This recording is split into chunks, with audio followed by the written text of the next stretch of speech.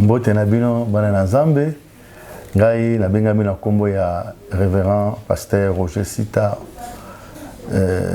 nazali kokamba lingomba na kati ya 37e communauté des ensemblés de Dieu église benga bino kombo ya Man Caché Rema central et fanisa bana quartier Badiading na commune ya Selembao na balabala Ndwengoso numéro 15 arrêt marché Badiading. Ce qu'on commet wana otuni Man Caché on va relaxer adresse wana. C'est possible, c'est facile parce que tu es banni. Pourquoi tu es bien en central? Parce que Eboti Mangomba Ebele na kati ya ville province ya Kinshasa na ba province na biso pe Congo central pe na mikili ya bapaya surtout que le Angola to zape planté na bisika wana. Alors ce qui est le lot na fanisibino na ba kit na église na partout pa bozola ndangai et ça dit pendant le belabino na Italie la délivrance des premières nés et dédicace. Pourquoi toujours le belathème oyo? Je pense vous allez voir vous allez aussi écouter que bien aimé dans le Seigneur les allez tellement que toujours exploité pendant un mois mais tout ça car na cadre pour exploiter yango. Donc comme on a beaucoup plus dans l'église biso tous allés toujours mona comment est-ce que ba membre to ba fidèle bazo même na biso ba ka ce que la dit kir dam ya ka moko na moko effectivement vous allez trouver beaucoup plus les premiers nés baza beaucoup plus impliqués na ba bureau na biso yangwana nzamba révélé kinga ya lobi présent memela ngai ba première nés et comme la Bible yangwana mikolo yo tozali ko bunda na mabolongo na se mabondeli pour que ba premier né ba kangulama. Donc exploiter des versets bibliques central oyo to zolebela makamunyo so verset à liboso to zolebela mukana na Exode chapitre 13 Exode chapitre 12 d'abord to kozwa verset premier ti to kozwa verset 29 ti na verset 30 Exode chapitre 12 verset 29 ti 30 ndeko akosunganga na lecture après tu reçois deuxième verset dans Exode chapitre 13 verset 2. Voilà, nazotanga Exode chapitre 12 verset 29 à 30. Au milieu de la nuit, l'Éternel frappa tous les premiers-nés dans le pays d'Égypte, depuis les premiers-nés de Pharaon assis sur son trône jusqu'au premier-né du captif dans sa prison, et jusqu'à tous les premiers-nés des animaux. Pharaon se leva de nuit, et lui et tous ses serviteurs, et tous les Égyptiens. Et il y eut des grands cris en Égypte, car il n'y avait point de maison où il n'y eut un mort. Voilà. Exode 13, verset 2. Exode 13, verset 2. Consacre-moi tous les premiers-nés, tout premier-né parmi les enfants d'Israël, tant des hommes que des animaux. Il m'appartient. Il m'appartient. Merci, Papa Motank. Tomoni, likambo ya ba première-né, comment est-ce que bazala qui frappait dans le pays d'Égypte le jour où nous avons asala exode pour na Israël babima bakende ko adorer na katia des heures. Allez, pourquoi le Seigneur a insisté na dernière frappe parmi les 10 frappes, dernière frappe, le 10e frappe où il a frappé bana Israël pour que Pharaon ayoka. Que Pharaon a fait sa makokia pour libérer bana Israël. Il est allé toucher le premier-né. Bana tobotara eba ebele 5 6 7 mais pourquoi toujours le premier-né? Alors le premier-né, bien-aimé dans le Seigneur, c'est le prémisse. Sur le prémisse, quand la Bible parle du prémisse, Dieu accepte toujours le prémisse, même la carte à Israël, dans la loi à Israël, abandonnant d'abord le plus haut jusqu'au plus petit. commandant na moto liboso pe na moto c'est ça ba principe. Alors si vie chrétienne na biso ko tambu sa manase ba principe peut te comprendre ba principe vraiment en tout cas to za la balongue makambo ze belé za lokola zamba oyo tant ko to se baté pas au côté pas robimete dans le plan de Dieu. Alors après ta plan Nzambe ce que côté na domaine ba principe de ko le ko découvrir. C'est vrai bien aimé, principe mon corps c'est vraiment une grande bénédiction. Connaissance mon corps c'est déjà une grande bénédiction. Alors connaissance on a zo le bana moment oyo pe principe on a le moment oyo ce que gagner en saisir en c'est déjà une grande bénédiction. Je peux peut-être dire prendre Joseph a comme qui proche à Pharaon a géré Égypte oyo wana na Égypte oyo babi Égypte ezaka oyo tozala na mokilo. Quel pouvoir, quelle force, quelle sagesse, quelle intelligence ben université ni atangaki pour ta comme la dimension donc on gérer boka lokola Égypte peut s'appeler pemeni à roi Pharaon. Alors je pourrais dire quoi de là-dessus que si le Seigneur te donne quelque chose à la université na hauteur à la connaissance où vous avez collecté mais ça va introduire semences naie semences sur les autres produire et l'eau kaka mu que aux hommes natinate et ça natina ya munene peut ba ouverture devant la face de Dieu.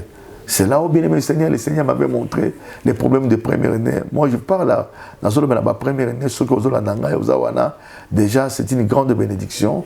N'a pas sur l'adresse de rebondir en privé parce que les autres là ça m'a laissé ma maté wana personne me m'appelle dédicace. Comment qu'on dédicacer bon moyen moto le lingue wana porter à la délivrer. Écoutez bien aimé Seigneur. Première année c'est un enfant aussi chéri des parents. Voyez quand vous êtes avec la famille, moi na liboso botami, azali fruit à liboso, semence à liboso, ma coquille à liboso, où ils ont fait ça de manière que ngolu te bénédiction et kokako zanakati à libota. Mais première année, ceux qui azali mal formés, première année, ceux qui azali pas vraiment bien préparés, azalaka danger na kata libota. Vous savez, yenga zali lokola nzela ya liboso pona ko mema baleko ba yana sima pota lekisa ba nzela. Mais ce qui a échoué complètement, vous êtes nul. Voyez parce que batumi balandaka robele o liboso. Alors yango na bien Seigneur, tozo ba ma première année. Alors constate que ça là lelo na sur le plan social place ma bezali si vous allez pointer le doigt tout na bato parce que ça le travail wana oyo ko na zaka mwana liboso ya famille parmi aba kolona mingi ba première année parmi aba assassin ba première année parmi aba siandumba mingi ba première année parmi donc bangonde bazali en plus des détails il y a comme on a que effectif ezali mingi. Il ne faut jamais donner cet exercice sur le plan leadership transformationnel, comment aller voir ces gens-là que nous retournons. Nous avons porteur, nous sommes carreau, porteur memelangai. Tout à l'heure, pendant que nous avons voyé Moussouba Yowana, voyé les gens qui m'ont retourné, on a tout un porteur. Ah mon frère, ça c'est là qui tourne, il y a ça quand il y a ma famille. Alors viens, ngana moi na liboso, talabale qui na sima. C'est déjà, c'est ça. En ce moment-là, dans la salle constat, on a un retour à la carte, un retour à la dame. Si on a un groupe à Batouana, on a beaucoup plus de la première année. Ok, on a un cousu, ok, on a un bisika ou un gagné, ok, on a la première année. Voyez, donc on a beaucoup plus combattu. Voyez, ils sont beaucoup plus combattus, ils sont beaucoup plus menacés, ils sont beaucoup plus dérangés parce que Satan a dit que première année à Zalaka. Et si quand ça a gloire à la moine liboso, le diable aussi vient aussi pour capturer le premier année, pour te aïe pour détruire. Alors les parents tant baza aveuglés, bazo comprendre te, des parents des bato bazo kababana na bango liboso. Alors tant Israël et Zobima na Égypte, Zambalobi nazo frappé ma première année. Pourquoi ma première année? Tant a frappé ma première année, tant on va bimi en Égypte, on va comme dans le désert. C'est prière à Liboso, ton service à Liboso, dans massacre en Israël, à l'objet consacrément le premier année. Cela veut dire pas y outil en Égypte, le quoi baké dans le désert, bah il m'a bandé chemin naïe. Il a commencé d'abord par les premiers nés. Bon, on va deuxième point, bon, on troisième, on va quatrième. Il y a un regard et pas dans première année, puisque vous allez, vous allez dans les quais, vous allez utile, vous allez l'eau dans la maison, mais vous allez battre. Ce qui Dieu ouvre tes yeux, en fond, mémoire et conscience, vous allez monter mon nez, vous allez ça au charge. Mon colo, il y a soiseau, vous faites des coulous. Marie a zolé la yesute, mais Marie a zolé la moine la libosa kei. Sikoyo, yesu comme on a poé à Marie, à Ebsi Jean, occupe-toi de ta mère. Pour dire quoi? Parce que Marie a senti que j'ai perdu quand même quelqu'un de valeur. Alors, bien aimé dans le Seigneur, délivrance, c'est la première année, elle est très capitale. Alors, Nazolo, la source, échec dans la première année. D'abord, cérémonie bizarre. Tant moi, depuis le ventre de sa mère, alors moi, on a combattu. Tant bima, ça commence des cérémonies bizarres. Vous voyez? Au moins, maman, mon collègue, maman, il y a beaucoup de thé, il y a nos combats imités, il y a nos salabotés. Alors, les gars, il y a le tant qu'on a une cérémonie, nous avons infecté, nous avons sémé la moine. On ne sème pas de Dieu. C'est que l'homme aura sémé, il moissonnera. Cela veut dire que c'est que la maman l'a sémé, ça ne vient pas de Dieu, ça vient de l'ennemi. Alors le diable a dit qu'il commande pour détruire l'étoile haute. Ndenge étoile yi sumasi ba ko ngenga porte ba wa manche ba ki ko mona ye Satan lukine na ko détruire Jésus akoka kité ndenge moko pe biso ba o toza ba leki Yesu Satan lukana ndenge na ko détruire biso. Voyez. Alors babandi wana deuxième porte c'est du coutume. Voyez. Alors, coutume, ils allaient largement pour ne faillir la vie, il y a la première année. Voyez. Troisième porte, c'est les noms. Comme on peut savoir comme la famille. Si vous ratez, il y a un combo à Kitoko, vous pouvez comme ils ont un lien, ils ont un hôtel, ils ont une réclamation. Il y a des vie à moi dès le début. Je il y a un vivre, il y a des parents, il y a des voyez. Donc, ceux qui déjà, les bottes dans la plan malam, moi la première année à Rosanzela. Mais ceux qui les bottes dans la première malamoté, moi la première année à Rosanzela. Il y a beaucoup, ils allaient pour la première étape dans le bas, mais maintenant ils ont moulaï, ils ont qu'une sorte de dédicace. Ils ont dédicacé première année. Pour l'année, parce que tu as dit que biso to zaba dans Zambé.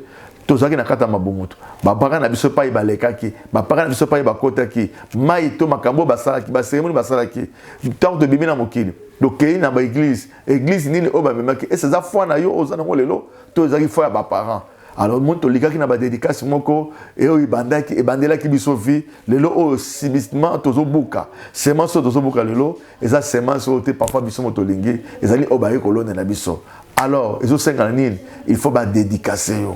Il y a moins de Seigneur, il y a beaucoup aux première étape, donc il y a la deuxième, donc il y a la troisième, jusqu'à quatrième, peut-être sur la quatrième. Alors il y a moins de PC Binombote Pai Bozali Bolandingai, Namwa Mouké, numéro Nangai sur le Bolingo Sangai, Ezali 0 plus 243 85 10 62 525. Il y a Mibale plus 283 9 00 99 22 02. Ce que vous avez et que vous appelez maintenant au Ming, poté, tout qu'on développer en secret, ma prière de près, ma prière de loin, ma prière par WhatsApp, ma prière auto sala kana ba téléphone, nous surtout les aller et se permettre pour atteindre yo bisiga yo zali. Dans ça sala ba prière na bando bateau bazana Londres, dans ça sala ba prière na bateau bazana Angola, dans ça sala ba prière kaka na ba sijo pe ba samba de défense ezoya. Tout à l'heure tout ça la prière na maman moko asi akoli a umeli mais maman na azora musala malunga te azape journaliste les lonza basunga pe se musala mususu ayaki mukolo wana kutu mutasala ki maman pasteur albi maman prière oyo saleli ngai ya ba première ne sungi ngai tala kutu 10 000 ngai yango oyo ngana bani ko sekana lobi Nzambe azolo kumu parce que maman aza reconnaissante musala malamu zo salama vraiment ba délivrance zo salama. En tout cas, toujours comme dans sa défense, toujours bon na bato bazan na Allemagne, tout comme bon na bango pe le coup la pour na basijo. Donc naza pour na bino sur le plan international, sur le plan local, sur le plan d'une manière capitale, tozali on a kosala. Na pesa qui adresse l'église, sur na bandela du susu, tozana balabala Ndwengo so numéro 15. quartier Badiading, église 37e communauté Assemblée de Dieu, 204 Assemblée de Dieu, église Bengami Kombo ya Mani Caché, Rema Central. Bon, Moudangai Nazokamba, na Kombo ya révérend pasteur Roger Sita.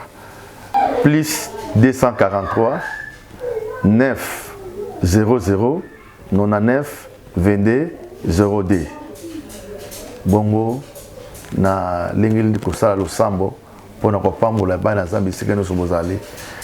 Père éternel, tika kombo na yo za lokumu na yebi ete ce n'est pas pour rien au tinaki na mokili, ce n'est pas pour rien au pesenga ngolo epai na yo, ce n'est pas pour rien au salinga grâce ya ko partager évangile partout dans le monde. Eza pona ba mususu pe ba zongolo ya kobika.